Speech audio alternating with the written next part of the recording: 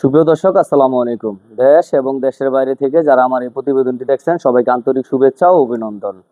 তো বন্ধুরা, রিসেন্টলি অনেক প্রবাসী ভাইরাই আমার কাছে কল করেন এবং বিভিন্ন মাধ্যমে জানতে চান যে ভাই আমরা দেশে আইসা আমরা একটি মানে গরু খামার করতে চাই। তো সবার টার্গেটই মানে অনেক প্রবাসী ভাইরা আছেন যারা ইউটিউব দেখেন, বিভিন্ন মাধ্যম দেখে আপনারা চাচ্ছেন যে মোটামুটি 10 বছর, 15 বছর, 20 বছর প্রবাসে থাকতেছেন, এখন হয়তো প্রবাস করতে ভালো লাগে না, দেশে চলে আসতে চান। তো সবারই একটি টার্গেট গরু খামার করা। আর আমরা যেহেতু এই গরু খামারের সাথে জড়িত আছি, যার কারণে অনেক প্রবাসী ভাইরাই আমার বিভিন্ন মাধ্যমে আমার কাছ থেকে জানতে চান যে ভাই আমরা দেশে আইসা একটি গরুর খামার অথবা একটি ছাগলের খামার বা একটি ভেড়ার খামার, এরকম বিভিন্ন ধরনের খামার শুরু করতে চান।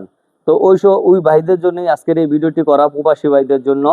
তো বন্ধুরা, প্রবাসী ভাইরা দেশে আইসা কোন কাজটা করলে সবচেয়ে বেশি ভালো থাকবেন, এই বিষয়টা নিয়ে আজকে আলোচনা করব। ভিডিওটি না টেনে সম্পূর্ণ ভিডিওটি জুড়ে আমাদের সাথেই থাকুন।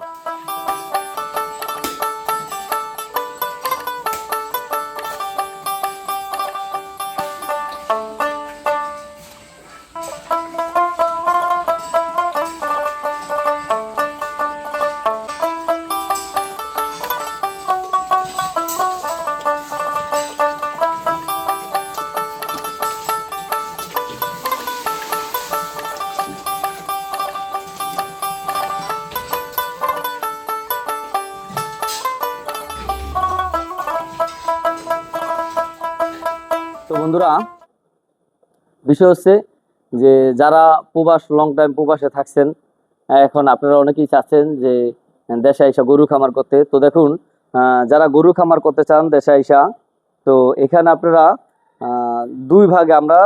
দুই ভাগে ভাগ করব যে লোকগুলো আইসা মানে কোন ধরনের লোক আইসা গরু খামার করলে লাভবান হইতে পারবো, মানে কাদের জন্য গরু খামার এবং কাদের জন্য আগে অন্য ব্যবসা, তারপর গরু খামার করলে লাভবান হইতে পারবেন, সেই বিষয়টাই আমি বলার চেষ্টা করব। তো বন্ধুরা, অনেক ভাইরাই আছেন যারা দেখা গেছে মোটামুটি 15 বছর, 20 বছর প্রবাসে থাকছেন, এখন যাদের দুই একটা সন্তান বিদেশে নিয়ে গেছেন। আপনারা চাইলে দেশে আইসা সর্বপ্রথম যেটা করবেন সেটা হচ্ছে যে আপনার আশপাশে যত খামারগুলো আছে এই খামারগুলা 2 থেকে 3 মাস ভিজিট করবেন। আগে খামারগুলা যাইবেন, এই খামারের খাবার ম্যানেজমেন্ট কিভাবে দেয়, ট্রিটমেন্ট যে ম্যানেজমেন্ট এটা কিভাবে করে, তারপরে ভ্যাকসিনেশন কি কি করায় গরুরে। যদি এই ধরনের অভিজ্ঞতাগুলো আপনার আগে নিয়ে যদি শুরু করেন, তাহলে কিন্তু এখান থেকে লসের সম্মুখীন মানে খুবই কমে, লসের পার্সেন্টটা একবারই কমে যাব।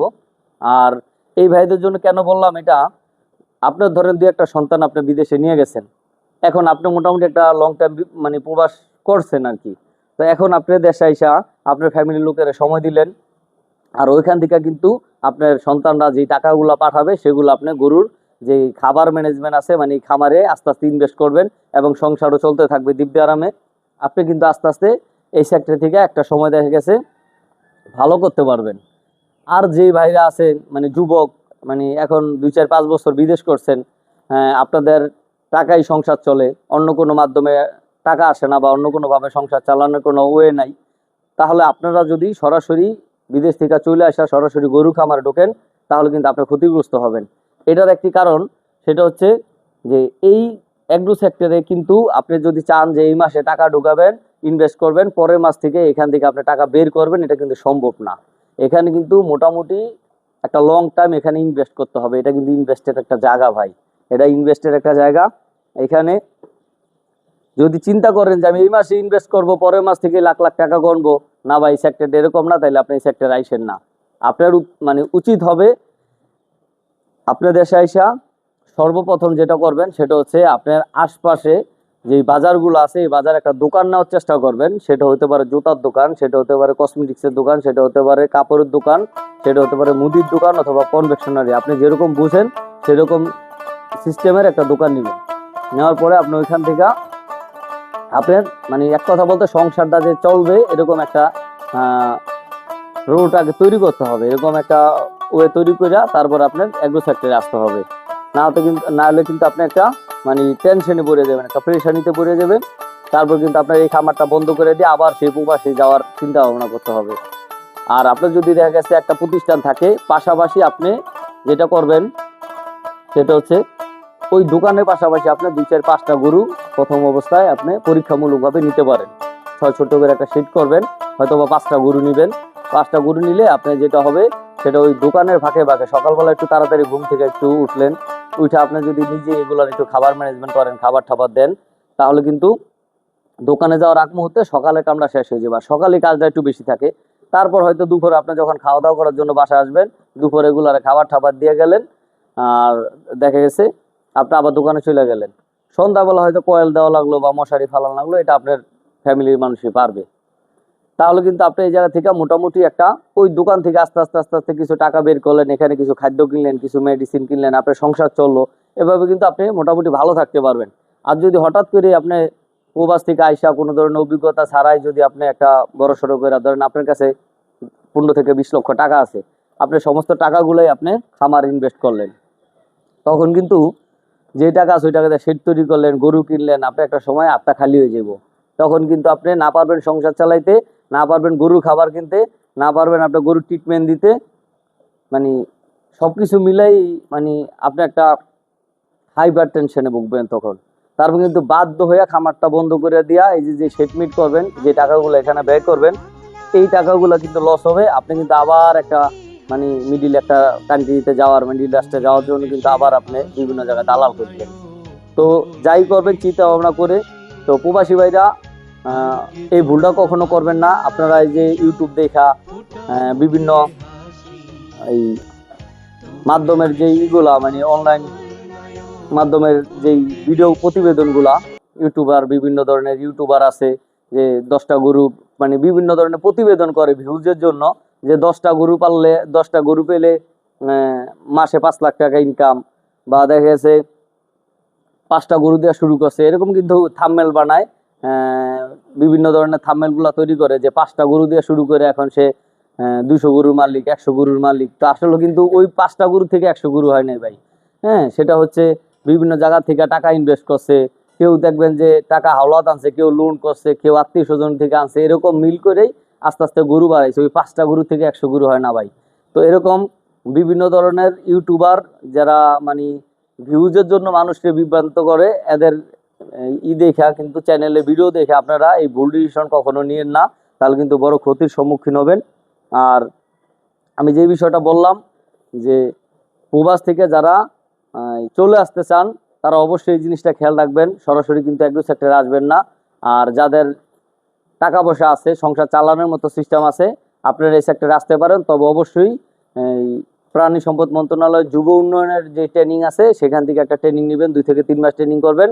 তারপর একটু মানে অভিজ্ঞতাটা অর্জন হইলে আপনি যদি এই সেক্টরে আসেন তাহলে কিন্তু লস গোনা লাগবে না ভাই।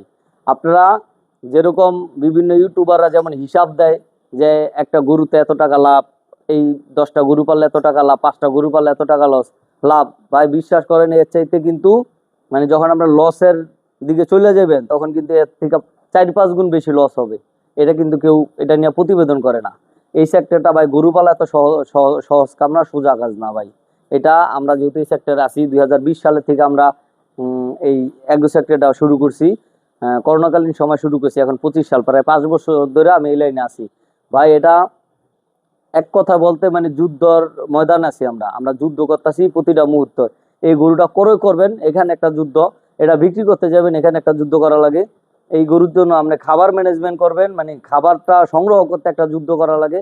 প্রতিটা সেক্টরে সেক্টরে যুদ্ধ ভাই। এগুলা যে রোগবালাই আছে এগুলা নিয়ন্ত্রণ করা একটা যুদ্ধ। আমাদের বাংলাদেশটা যারা স্বাধীন করছিল বা যুদ্ধ করছিল এই দেশের জন্য, পাকিস্তানিদের জন্য, পাকিস্তানিদের সাথে, তো 9 মাসে মোটামুটি একটা রেজাল্ট চলে আসছে। আর এই এগ্রো সেক্টরটায় আপনি মনে রাখবেন, যতদিন এই এগ্রো সেক্টর করবেন আপনার প্রত্যেকটা মুহূর্ত আপনার মনে হবে যে আপনি যুদ্ধ ময়দান আছেন, মানে যুদ্ধক্ষেত্রে আছেন। যুদ্ধ করে যেতে হবে আপনার নিজের সাথে, বছরের পর বছর যুদ্ধ চালাইতে হবে। তবে প্রথম অবস্থায় যে জরি জাপটারগুলো যাবে, আস্তে আস্তে আপনার যত দিন যাবে আস্তে আস্তে একটু ভালো থাকবেন। যখন অভিজ্ঞতাগুলো বাড়বে তখন কিন্তু আপনার এই সেক্টরটা মানে বুঝতে সহজ হবে এবং বুঝবেন আস্তে আস্তে। তবে যারাই এই সেক্টরে আসেন প্রথম অবস্থায় অবশ্যই বড় পরিসরে করবেন না, 4 থেকে 5টা বা সর্বোচ্চ 10টা গরু দিয়ে শুরু করবেন। আস্তে আস্তে আস্তে আস্তে আপনি যখন এটার একটা পরিস্থিতি বুঝবেন তখন আস্তে আস্তে আপনি সামনের দিকে আগাইতে পারেন। তো আমি আশা করি প্রবাসী ভাইরা যারা কমেন্ট করেন এবং যারা কল করেন, আমি আশা করি যে এই ভিডিওটি দেখার পর আপনারা বুঝতে পারবেন যে কোন প্রবাসী ভাইদের জন্য কোন জিনিসটা ভালো হবে, মানে কিভাবে শুরু করলে ভালো হবে। আর যারা মনে করেন যে না আমরা প্রবাসে নতুন চলে আইছি, এখন 2 বছর 1 বছর ধরে আসছি, তারা যেটা করতে পারেন, আপনারা দেশে যে ভাই বেড়াদার আছে বা আপনাদের যারা বাবারা আছে, আপনারা 2 4 5টা 10টা গরু কিনা দেন বাসায়। আপনি মাঝে মাঝে ছুটিতে আসলে একটু এগুলোর সাথে সময় দেন, তারা এগুলো করতে থাক।